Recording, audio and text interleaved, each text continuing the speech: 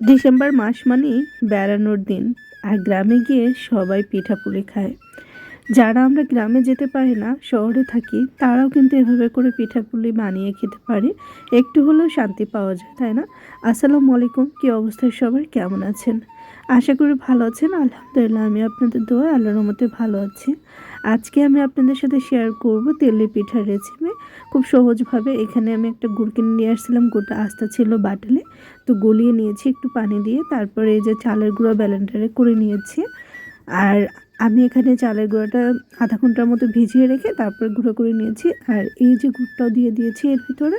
এখন একটু পানি দিয়ে দিচ্ছি। যে হাঁড়িটা গুড়টা গলিয়েছিলাম, গুড়টা ঠান্ডা করে নিয়েছি, কিন্তু সেই হাঁড়িটাই কিন্তু মানে ধুয়ে পানি দিয়ে তারপর মাখাই নিয়েছি গুঁড়াটা। আর এদিকে এসে দেখি আম্মু পিঠাগুলো ভেজে ফেলছে অলরেডি। তো এখন কী করা যেতে পারে, আমি আপনাদের সাথে একটু পিঠা দিয়ে শেয়ার করতেছি। দেখেন, এই যে তেলের মধ্যে পিঠা দিয়ে দিলাম। দেখেন মাশাল্লাহ, প্রথম পিঠাগুলোই খুবই সুন্দর হয়েছে। প্রত্যেকটা পিঠা এত সুন্দর হয়, এত সুন্দর হয়। আম্মুর হাতে পিঠা বলে কথা। সবসময় আম্মু কীভাবে এত সুন্দর পিঠা তৈরি করে ভাবাই যায় না। তবে খুব সহজভাবে কিন্তু তৈরি করেছে। জাস্ট একটু লবণ দিয়েছিল আর গুড়ের পানিটা দিয়েছিল গোলার মধ্যে, আর কিছুই করেনি। তা আপনারাও চাইলে এভাবে করে বানিয়ে নিতে পারেন। সবাইকে অসংখ্য ধন্যবাদ আমার পুরো ভিডিওটি দেখার জন্য। আজকের মতো বিদায় নিচ্ছি। আল্লাহ হাফেজ।